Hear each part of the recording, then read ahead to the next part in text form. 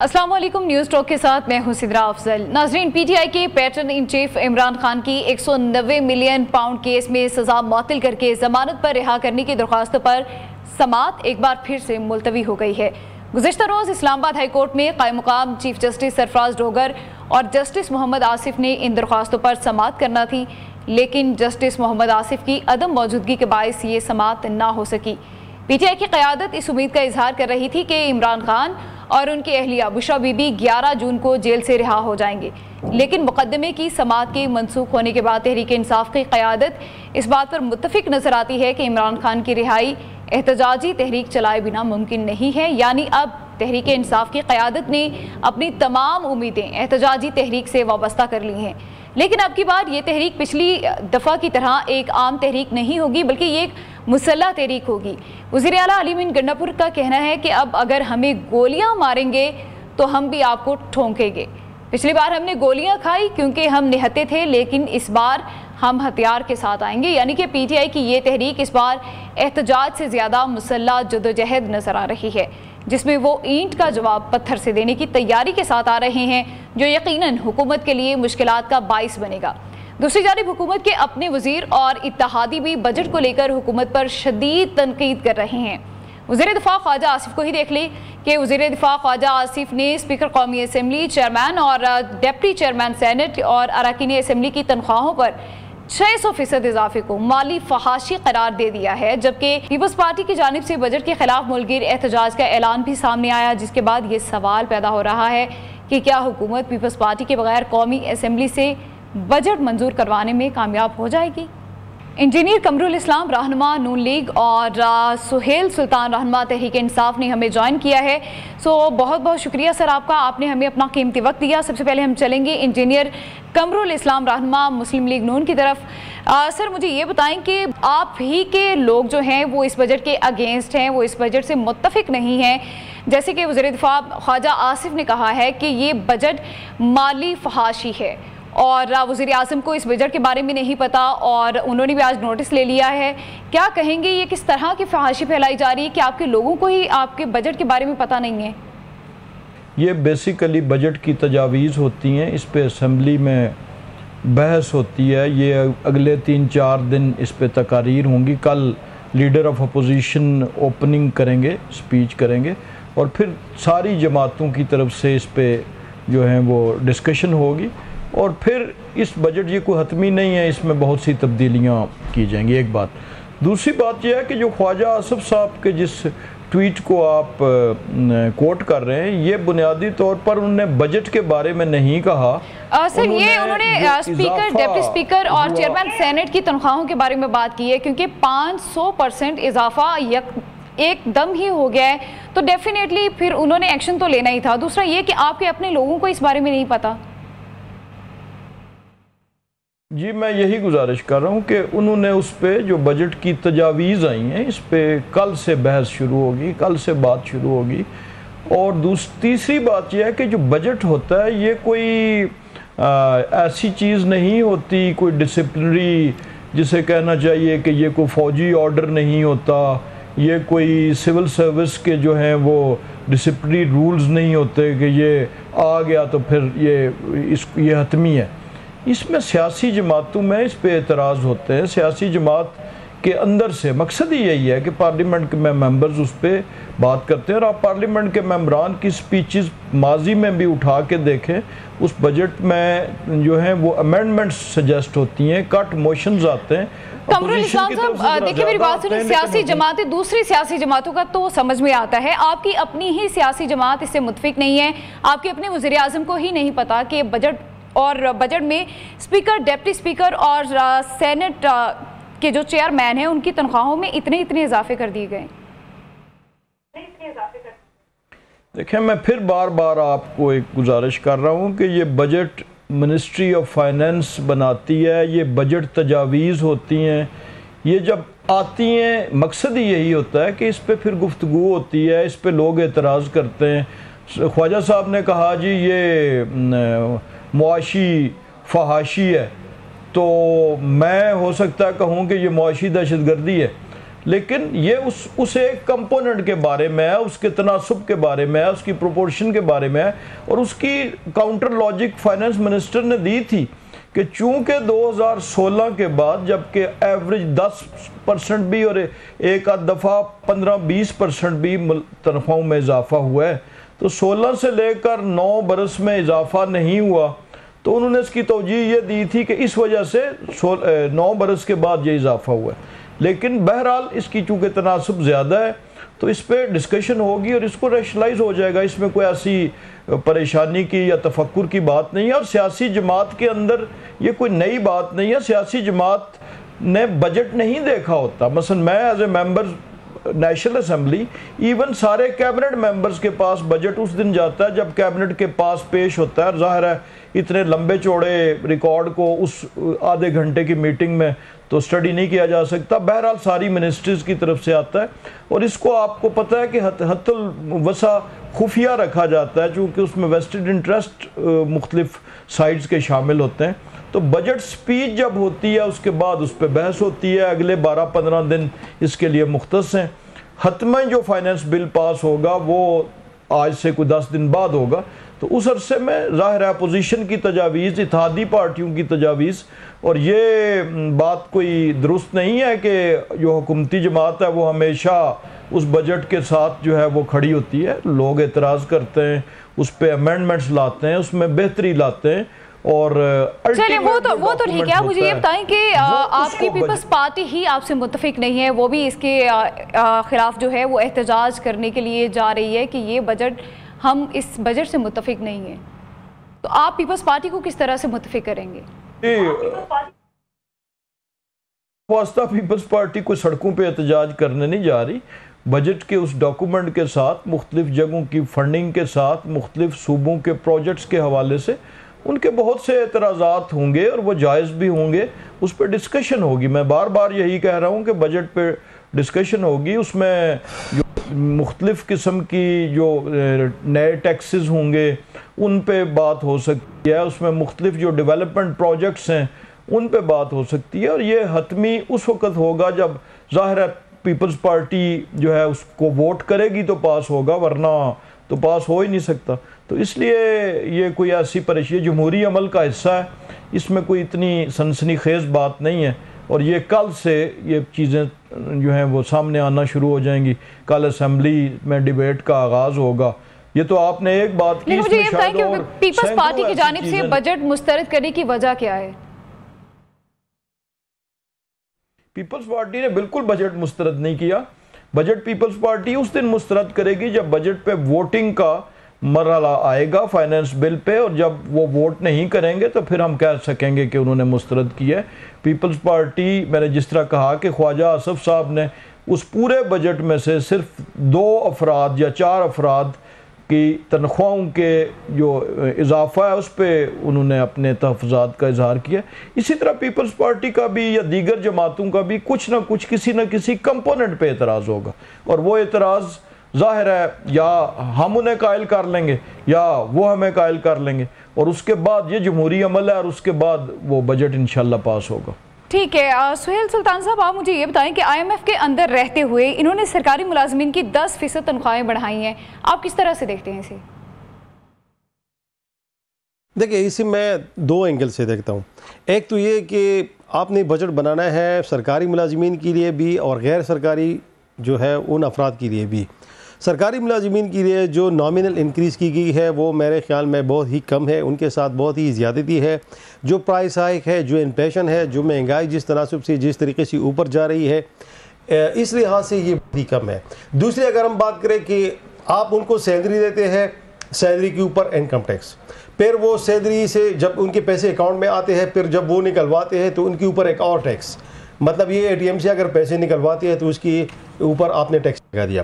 फिर यही पैसे अपने पैसे लेकर बैंक से निकलवा के बाज़ार में जाते हैं, कुछ चीज़ें ख़रीदते हैं तो उस पर GST 17% अलग टैक्स। तो ये जितनी टैक्सों की भरमार है लोगों के ऊपर, इस लिहाज से ये इंक्रीज़ जो है बहुत ही कम है। दूसरी बात ये तो होगी सरकारी मुलाजिमीन।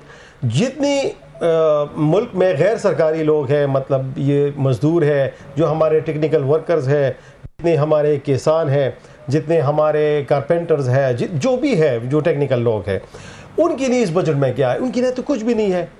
एटलीस्ट उनको तो जोड़ा है, मजदूर की जो उजरत है माहाना, उसमें भी इंक्रीज नहीं की गई है, हालांकि उससे डायरेक्टली हुकूमती ख़जाने को कोई नुकसान नहीं होता, मतलब उसमें भी इंक्रीज नहीं है। प्रीवियस ईयर उसमें थोड़ी सी नॉमिनल इंक्रीज की गई थी। तो इस बजट में सबसे पहले इस तबके को इग्नोर किया गया है जिनके वोटों से हम आगे असम्बली में पहुंचते हैं। सुहेल साहब, मुझे ये बताएं कि तहरीक इंसाफ कुछ अपनी तजावीज़ पेश करेगी या फिर तनकीद ही करते रहेंगे? देखें, हम बिल्कुल तजावीज़ भी पेश करेंगे, मगर इनके पास क्या ये इख्तियार है कि इन तजावीज़ पर अमल करें? क्या इनके पास ये इख्तियार है कि इन तजावीज़ को सुने और इनके ऊपर वो अपना लाए अमल दे? इनके पास तो कोई इख्तियार है ही नहीं। ये तो बजट उनको, इसलिए मैं कह रहा हूँ कि अगर ये बजट उनसे पूछा गया हो और उनकी राय इसमें शामिल की गई हो, अगर इनकी राय इसमें शामिल नहीं, उनसे पूछा नहीं गया है। सुहेल सुल्तान साहब, मुझे ये बताएं कि आप क्या तजावीज़ देंगे? आपको क्या लगता है कि सरकारी मुलाजमीन की या फिर ये जितने भी प्राइवेट सेक्टर्स में लोग जॉब करते हैं, इनकी तनख्वाहों में कितना इजाफा होना चाहिए? देखिए, सरकारी मुलाजमीन जो है एटलीस्ट 20 to 25% इंक्रीज़ उनकी सैलरीज में होनी चाहिए, और जो कंपनी मुलाजमीन है या गैर सरकारी जितने भी लोग हैं, उनकी कम से कम उजरत है वो एटलीस्ट 60,000 होनी चाहिए। और दूसरी हम ये तजवीज़ देंगे इस असम्बली में कि उनकी जो माहाना उजरत है, ज़्यादातर पाकिस्तान में इस तरह होता है कि उनकी उजरत जो है वो 38,000 पेपर्स में होते हैं, मगर उनको पे की जाती है 20,000 22,000। तो इसमें हम बजट में मैं ये तजवीज़ पेश करूँगा ऐवान में कि ये सारी सैलरीज जो है ये थ्रू बैंक होनी चाहिए, उनके थ्रू अकाउंट होनी चाहिए, ताकि ये स्पेसिफिक अमाउंट जो है ये उनके अकाउंट में जाए। और मैं ये सजेस्ट करूँगा कि उनकी ये सैलरी जो है एटलीस्ट 60,000 होनी चाहिए, 60,000। ठीक है। कमरुल इस्लाम साहब, आपने सोलर पैनल्स पे 18% टैक्स लगा दिया है, और गाड़ियों की अगर बात की जाए तो आल्टो पे आपने 1.5 लाख तक का इंक्रीमेंट वो इंक्रीज़ कर दी है उनकी कीमतें, तो गरीब आवाम किधर जाएगी? जी, सोलर पैनल्स पे टैक्स के बारे में बहुत से सर्कल से उसके तहफ़्फ़ुज़ात आए हैं, बिल्कुल आए हैं, और इन पर डिस्कशन होगी। उसकी वजह यह है कि सोलर पैनल्स पे माजी में टैक्स था, फिर इस हुकूमत ने आके तो उसे बिल्कुल ख़त्म कर दिया था। अब सोलर पैनल्स चूँकि इम्पोर्ट हो रहे हैं, उसमें बहुत से फैक्टर्स, बैलेंस ऑफ पेमेंट्स का भी इशू होता है, और सोलर पैनल्स इस वक्त पूरी रीजन में पाकिस्तान में सबसे सस्ते हुए हैं। ये वाहिद चीज़ थी जो पिछले सालों के मुकाबले में, जहाँ पे बाकी चीज़ों की कीमतों में इजाफा हुआ, तो जो सोलर पैनल्स थे उनमें कीमतों में कमी वाक़या हुई थी। पिछले, आप अगर उनके रेट्स को तकाबुल करें पिछले 2 बरस का कम से कम, उसका तो बिल्कुल मैं पूरे वसूख से कह सकता हूँ। तो अब इस वक्त उस पर सोलर पैनल्स पे जो इम्पोर्ट पे है उस पर ड्यूटी लगाई गई है, और वो भी ज़ाहिर डिबेट होगी उस पर कि वो आया वो 18% ही रहती है या उससे कम होती है। लेकिन कीपिंग इन व्यू दी जो एडवांटेजेस हैं सोलर पैनल्स की, उसके मुकाबले में, और जो सोलर पैनल्स की कीमतें गिरी थी पिछले अरसे में, उसके मुकाबले में ये ड्यूटी जो है वो उसकी कीमत में ज़्यादा इजाफे का मौजब नहीं बनेगी। ये हुकूमत का ये ख्याल भी है, और ज़ाहिर है इस पर जब डिस्कशन होगी तो फिर इसको रैशनलाइज भी किया जा सकता है कि वो आया कितने % ड्यूटी होगी। ठीक है। आप मुझे ये बताएं कि स्पीकर, डिप्टी स्पीकर और चेयरमैन सेनेट की तनख्वाहों में 500% इजाफा हुआ है, आप इसके हक में हैं? जी, मैं समझता हूँ कि इसको रैशनलाइज किया जाना चाहिए, और जितनी तनख्वाहों में इजाफा का एक तनासुब है, ये भी तो एक ज़्यादती है कि वो लोग, इसका मतलब है कि कल कोई मिडिल क्लास का जो शख्स है वो आके तो ना असम्बली में बैठ सकता है, चूँकि उसके पास जो हैं वो अखराजात अपने ज़ाती भी पूरे करने के लिए उसके पास, और फिर यही वजह है कि जिसकी वजह से ये इल्ज़ामात लगते हैं और लोग जो हैं वो गैर कानूनी ज़राए इस्तेमाल करते हैं, सियासतदानों पे ये इल्ज़ामात भी लगते हैं, और दुनिया भर में उनको अच्छी सैलरीज दी जाती हैं इसलिए कि वो होल टाइम उनका काम होता है। अब ये बात डिबेटेबल है कि वो 500% होना चाहिए या 200% होना चाहिए, लेकिन एटलीस्ट जो 2016 की तनख्वाहें थीं और आज 2025 है, तो उस जिस तरह बाकी सरकारी मुलाजमों के साथ 10% 20% हर साल बढ़ता गया, उतना इजाफा तो उनका हक बनता है। अब ये दो चीज़ें इसके दरमियान में इंशाल्लाह डिबेट के बाद एक बेहतर चीज़ सामने आ जाएगी। तो सर आप भी ऐसे करते हैं ना कि आप भी साथ साथ तनख्वाहें उनकी बढ़ाते रहते हैं। आपने यकदम से 500% तनख्वाहों में इजाफा कर दिया, जो कि नाकाबिल कबूल है किसी भी इंसान के लिए, किसी भी पार्टी के लिए। मैं यही गुजारिश कर रहा हूँ कि ये इजाफा साथ साथ होना चाहिए था, लेकिन 2015-16 के बाद 10 साल में लगातार हमारी हुकूमत नहीं रही और शायद इन चीज़ों को, बहुत सी चीज़ों को हमारे मुल्क में ओवरलुक किया जाता है और फिर जब वो यकमुश्त वो चीज़ें होती हैं तो फिर वो ज़्यादा आईब्रोज रेज होती हैं। बहुत सी चीज़ों के ऐसे हमारे टैक्सेस हैं, इवन जो लीज़ की अमाउंट्स हैं, किराए हैं सरकारी जगहों के जो प्राइवेट लोग यूज़ कर रहे हैं, वो 10-10 साल इजाफा नहीं होता और जब अचानक इजाफा होता है तो फिर उस पर जो है वो लोगों के तहफ़्फ़ुज़ात होते हैं और वो जायज़ होते हैं। तो इसलिए ये रैशनलाइज हो जाएगा और इसका होना चाहिए था बिल्कुल। 2016 से अगर होता रहता तो शायद वो 200-250-300% तो वैसे बन जाता उस वक़्त का, लेकिन वो शायद इतना ज़्यादा जो है वो शार्पली कंस्पिक्वस नज़र ना आता जिस तरह आप नज़र आए। तो इसको ये भी बजट की डिस्कशन में और दीगर फैक्टर्स में इंशाल्लाह रैशनलाइज हो जाएगा। ये कुल 4 लोगों की ये हैं, लेकिन ज़ाहिर है एक मैसेज भी देना इस मुश्किल दौर में ज़रूरी होता है लोगों के लिए, कि लोगों का फिर सोचना ये हक बजानब हो जाता है कि जी इन ओहदों के लिए तो इतना इजाफा हो गया और बाकी लोगों का नहीं हुआ। तो इसलिए इस बात को रैशनलाइज होना चाहिए जी, मेरी ज़ाती राय यही है। ठीक है, गुफ्तगू का सिलसिला जारी रहेगा, वापस आएंगे एक ब्रेक के बाद। Welcome back. सुहेल सुल्तान हमारे साथ इस वक्त मौजूद हैं। सुहेल सुल्तान साहब, अब मुझे ये बताएं कि आप लोगों ने तो ये कहा था कि इमरान खान को हम ईद से पहले रिहा करवा लेंगे, लेकिन आप लोग इमरान खान को ईद से पहले रिहा नहीं करवा सके। नेक्स्ट आपकी क्या स्ट्रेटजी होगी? देखिए, इमरान खान को रिहा करवाने के लिए हमारे साथ एक ही रास्ता है, वो है अदालत का रास्ता। और अदालत का रास्ता जो है वो मेरे ख्याल में 26वीं आईनी तरमीम के बाद अब हमारे ऊपर वो बंद किया गया है।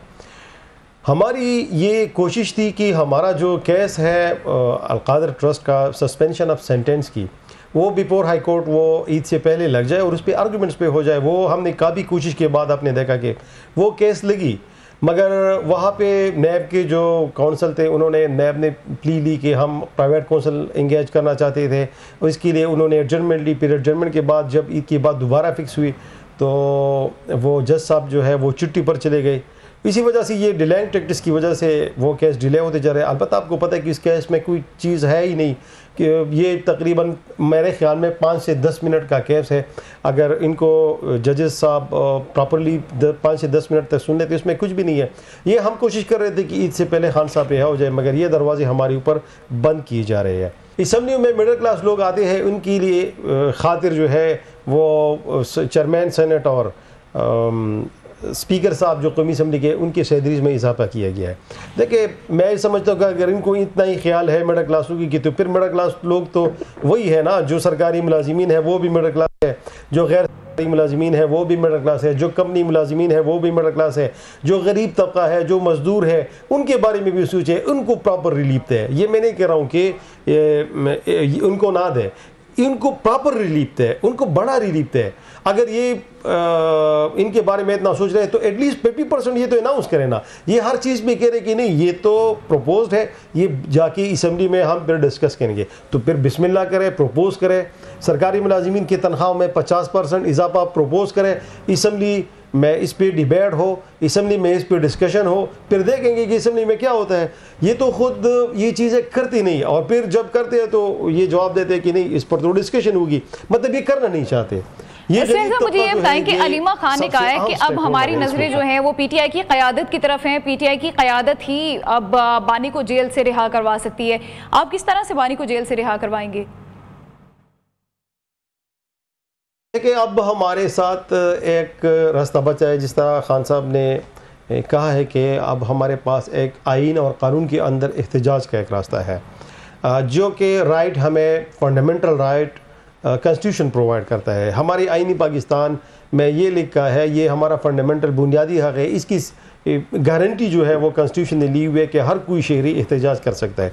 देखिए, हम ईद के बाद खान साहब के हिदायत के मुताबिक अपना प्रोटेस्ट शुरू करने लगे हैं। पूरी पाकिस्तान में जिस तरह क़ियादत को हिदायत दी जाएगी उसके मुताबिक ही हम करेंगे। अभी हमारे पास कोई रास्ता बचे नहीं, क्योंकि हमें दीवार के साथ लगाया जा रहा है, हमें कॉर्नर किया जा रहा है, हमें पॉलिटिकल जो सिस्टम है उनसे अलग किया जा रहा है, हमें दीवार के साथ लगाया जा रहा है। हमारी लीडर साहब जो है, खान साहब जो है, वो 2 साल से नाहक जेल में है, उनके ऊपर 250 से ज़ायद FIR। क्या ये कोई महज़ब मुआशरे में हो सकता है? क्या आपने कभी देखा कि भी यूरोप में किसी सरबराह के खिलाफ 200 FIR हो सकते हैं? देखिए, ये हमारी पाकिस्तान में आपको पता है कि कन्विक्शन रेट कितनी है। पाकिस्तान में मतलब किसी के खिलाफ अगर FIR होती है तो उसकी सज़ा का तनासुब, इसकी सज़ा के चांसेस कितने? 4%, क्योंकि सारे जाली केसेस आप कह रहे हैं कि हमें पुरअमन एहतजाज करना है, जितनी हमारी क़यादत है। आप कह रहे हैं पुरअमन एहतजाज करना है, लेकिन अली अमीन गंडापुर साहब कहते हैं कि इस दफ़ा हम भरपूर असलहा लेकर आएंगे, हथियार के साथ आएंगे। पिछली दफ़ा हमारे पास हथियार नहीं थे, इस दफ़ा अगर आप हथियार लेके आते हैं और हुकूमत भी उसी तरह से अपना हिसाब किताब करेगी तो लोग तो मारे जाएंगे इसी तरह से। ये पॉलिसी स्टेटमेंट नहीं होती, ये तो सिर्फ वो स्टेटमेंट है जिस तरह पिछले प्रोटेस्ट में हमारे ऊपर गोलियां चलाई गई, क्योंकि हमारे साथ ना तो कोई असला था, ना हमारे साथ कोई बुलेट प्रूफ जैकेट्स थे कि हम अपने आप को बचा सकते थे, ना हमारे साथ कोई असला था कि हम उनके ऊपर फायर कर सकते थे। हम तो पॉलिटिकल लोग हैं, हम तो पॉलिटिकल स्ट्रगल करते हैं ना, हम तो सियासी लोग हैं। हम नाराबाजी कर सकते हैं, एहतजाज कर सकते हैं, रोड ब्लॉक कर सकते हैं, अपनी आवाज़ जो है ऊपर तक पहुंचा सकते हैं। यही हमारी प्रोटेस्ट है। प्रोटेस्ट का मतलब ये हमारा है। तो इसके आगे जो हुकूमत हमारे साथ करती है, देखिए हुकूमत के पास भी इख्तियार है, वो हमारे साथ बैठ के मुज़ाकरात भी कर सकते हैं, हमारे ऊपर जो है हमारा रास्ता रोक सकती है, पुलिस डिप्लॉय, अगर हम कोई गलत काम करें तो हमें मना कर सकती है। मगर ये तो नहीं कि आप स्ट्रेट फायर करें हमारे वर्कर्स के ऊपर, जिसमें हमारे 12 से ज़ायद वर्कर्स जो है वो शहीद हुए। ये तो नहीं कर सकती ना। तो इसमें वो जो स्टेटमेंट आई है शायद वो उसी रिएक्शन में आई है जो प्रीवियसली हमारे साथ जो बर्ताव हुआ था। अलबत्ता ये पीसफुल प्रोटेस्ट होगी, पूरी पाकिस्तान में होगी और इंशाल्लाह रिजल्ट भी इसका अच्छा आएगा। ठीक है, एक तरफ तो कह रहे हैं कि बानी खुद इस दफ़ा एहतजाज को लीड करेंगे, दूसरी जानिब बैरिस्टर गौहर का बयान आया कि हम कोई एहतजाज नहीं कर रहे हैं, तो क्या हकीकत है? ये तो खान साहब जिस तरह डायरेक्शन देंगे हम उस पर अमल करेंगे।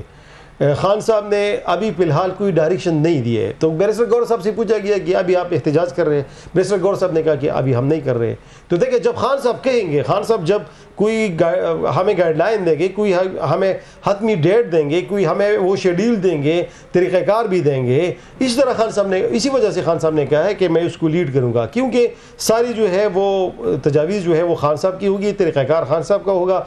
फिल वक्त जो है वो बैरिस्टर गौहर साहब ने ये स्टेटमेंट इसलिए दी कि हम फिल वक्त एहतजाज नहीं कर रहे। नाज़रीन, गुफ्तगू का सिलसिला जारी रहेगा, अभी शामिल करेंगे एक break. Welcome back. Qamrul Islam साहब, आप मुझे ये बताएं कि PTI एहतजाज के लिए तैयार है, वो सोटे डंडे लेकर मैदान में आने के लिए रेडी हैं, और दूसरी जानिब आपने इस कदर महंगाई कर दी है कि आवाम का रोना धोना स्टार्ट हो चुका है, आवाम का जीना दोभर हो चुका है, तो आप इस सूरत हाल से किस तरह से निपटेंगे, क्या इक़दाम करेंगे आप?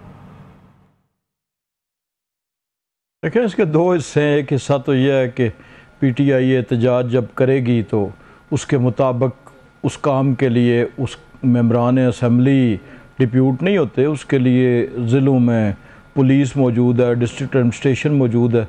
जहाँ जहाँ वो लॉ एंड ऑर्डर का कोई इशू उनको नज़र आएगा, इंटेलिजेंस एजेंसीज़ की रिपोर्ट्स होती हैं। इस वक्त मुल्क दहशतगर्दी का शिकार है और बहुत सी जगहों पे ऐसे प्रोटेस्ट के अंदर मैं पॉलिटिकल वर्कर्स की बात नहीं कर रहा, लेकिन दहशतगर्दों के शामिल होने का और उसके अंदर कोई ऐसी वाक़या होने का अगले इम्कान होता है। तो ये सारी चीज़ें मद्देनज़र रख के तो उसको और सबसे बड़ी बात यह है कि एहतजाज करने वालों के कंडक्ट को मद्देनज़र रख के, उनके जज्बात को मद्देनज़र रख के, उनके बयानात को मद्देनज़र रख के, उनके इरादों को मद्देनज़र रख के तो फिर स्ट्रेटजी बनाती है इंतज़ामिया।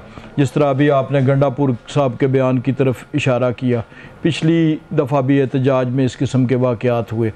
तो बहरहाल ताकत का इस्तेमाल जो है, लेकिन वो कहते हैं कि पिछली दफ़ा हमारे पास डंडे सोटे और कोई भी हथियार नहीं था, बगैर हथियार के हम इस्लामाबाद पहुंचे थे। जी, वो तो खैर अभी कह रहे हैं, हो सकता है जो इनके सामने आए हों मेरे भाई के वो ना हुए हों, या जो इनके साथ आए हों बगैर मुसल्ला हूँ, लेकिन उसमें कुछ मिसक्रिएंट्स मैंने गुजारिश की कि ज़रूरी नहीं कि वो वर्कर ही हूँ, लेकिन वो शामिल हो जाते हैं और उसकी वजह से अमन व अमान ख़तरे में पड़ जाता है। जाने न सिर्फ उस शहर की जहाँ प्रोटेस्ट हो रहा हो, बल्कि उन लोगों की भी जो उस प्रोटेस्ट में शामिल होते हैं, उनकी जानें ख़तरे में पड़ जाती हैं। तो इसलिए वो तो मामलात जो हैं वो हालात के मुताबिक इंतज़ामिया जो है वो देखेगी, उसको हुकूमत का या एज़ मेंबरान असम्बली का या इवन फॉर दैट मैटर वुज़रा का उससे कोई ताल्लुक़ नहीं होता। ज़िले इस काम के लिए, एक लॉ एंड ऑर्डर के लिए एक महकमे मौजूद है और वो करेंगे। लेकिन जो जहाँ तक आपने महंगाई का कहा, ये आप तमाम स्टैटिस्टिक्स देख लें कि जहाँ महंगाई की शरह जो है वो 2022 में, 21 में, इवन 23 के शुरू में जो थी 28-30%, बल्कि 30% से एक्सीड कर गई थी, अब वो 4% से नीचे है। तो इस वक्त तो आप अगर आलू प्याज से शुरू हों और भिंडी तक जाएं तो उनके रेट्स चेक कर लें आपके इस वक्त क्या है। अमूमन जो ईद पे चीज़ें जो हैं वो बहुत बढ़ जाया करती थी, तो महंगाई वाला तो इशू इस वक्त नहीं है। साहब मुझे ये बताएं कि बिलावल भुट्टो ज़रदारी इमरान खान की रिहाई के हक में है, क्या नून लीग भी बानी की रिहाई के हक में है? आप क्या कहना चाहेंगे इस बारे में? आपने उन्हें बंद गली में धकेल दिया है, वो उस गली से किस तरह से निकलेंगे? क्या इक़दाम करने चाहिए? किस तरह से उन्हें उस गली से बाहर आना चाहिए? देखिए, मुस्लिम बंद गली में धकेला नहीं जाता, बंद गली में जाया जाता है। हमेशा मुहावरा भी यही है कि वो बंद गली में दाखिल हो गए।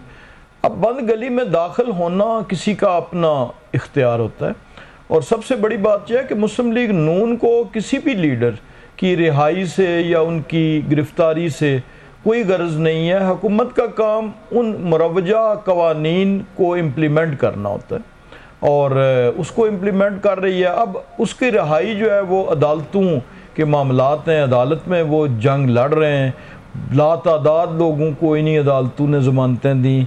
जब ज़मानत नहीं मिलती तो ज़ाहिर है बाहर फ्री के एतराज़ करते हैं। हम भी जब गिरफ़्तार होते थे तो हम भी, मैं ख़ुद गिरफ़्तार रहा और कोई 9-10 महीने जेल कटी, तो उस वक्त हम भी एतराज़ करते थे। लिहाजा ये बात तो ऐसे ही है कि एतराज़ करते हैं। जहाँ तक ये ठीक है, अगर अदालत बानी को रिहा करती है तो आप उनके हक में हैं कि उन्हें रिहाई मिलनी चाहिए? ये मुझे एक जुमला पहले कहने दीजिए कि 4 बजट जो हैं वो पाकिस्तान तहरीक इंसाफ ने दिए। 18 वाला भी आके तो उन्होंने उसे चेंज करके दिया था दोबारा। 19 का बजट दिया, 20 का दिया, 21 का दिया।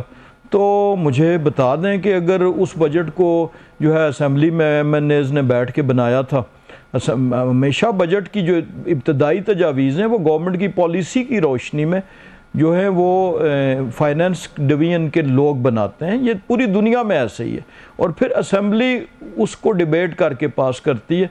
तो अगर इन 4 बजट्स में भी सरकारी मुलाजमीन को 50 नहीं 40%, 40 नहीं 30% भी इजाफा दिया गया है, जब महंगाई की शरह 25-30% थी, तो हम भी फिर सोचेंगे कि शायद माजी की रवायात मौजूद हैं। तो सरकारी मुलाजमों की तनख्वाहें जो हैं इनके बजट में भी 10% इस्लाम साहब, आप माजी की रवायात को क्यों आप उसकी पैरवी कर रहे हैं? आपको नहीं लगता कि आपको कुछ बेहतर करके जाना चाहिए? बिल्कुल बेहतर करना चाहिए। मैं तो सिर्फ ये गुजारिश कर रहा हूँ कि जो बजट अभी माजी में दिए थे उसमें अगर 50% इजाफा सरकारी मुलाजम, प्राइवेट मुलाजम भी ज़ाहिर है इसी मुआशरे का हिस्सा है, तो इन सारी चीज़ों की मैं सुहेल साहब की इस बात से इत्तफाक करता हूँ। जो मज़दूर की कम अज़ कम आमदन है उसमें पिछले साल तो काबिल ज़िक्र इजाफा हुआ था, और इस दफ़ा भी इंशाल्लाह पूरी उम्मीद है और हम इसकी खातिर आवाज़ भी उठाएंगे कि इसमें इजाफा होना चाहिए मिनिमम। लेकिन उससे ज़्यादा अहम ये बात है कि उस पर इम्प्लीमेंट होना, कानून बनाना इतना इम्पोर्टेंट नहीं होता जितना कानून पे अमल दरामद करना होता है। तो ये बहुत से हमारे मुल्क में कवानीन हैं, इवन आपके इस मीडिया के शोबे में बहुत सी ऐसी चीज़ें हैं जहाँ पर जो हैं तहफ़्फ़ुज़ात हैं वर्कर्स को, और इसी तरह मज़दूरों को भी हैं कि अगर मिनिमम वेजेस बढ़ भी जाती हैं तो फिर भी उन पे इम्प्लीमेंट नहीं होता, और उसका हुकूमत का जो प्योर इंटेंट होता है वो मज़दूरों तक नहीं पहुँच पाता।